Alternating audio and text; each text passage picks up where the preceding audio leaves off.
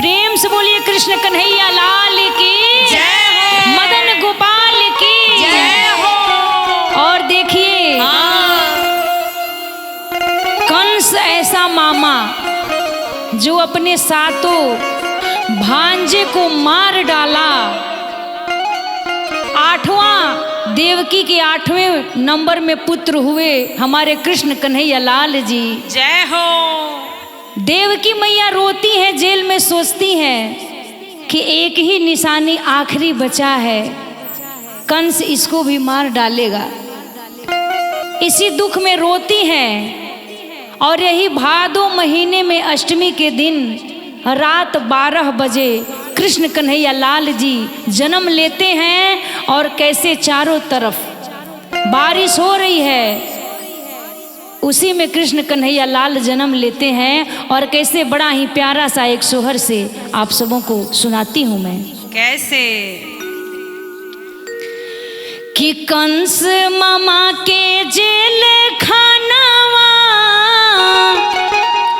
अरे कन्हैया के जनमावानो हो।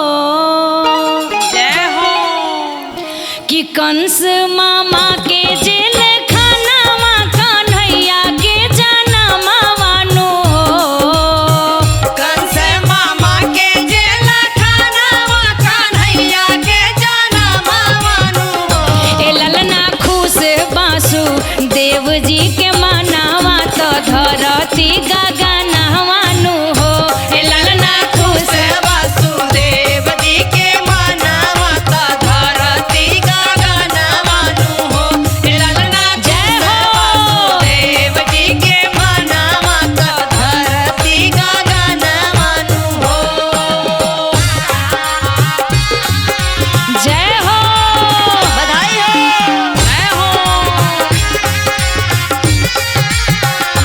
ललना खुश वासुदेव जी के मनावा, तो धरती गगनवानु हो।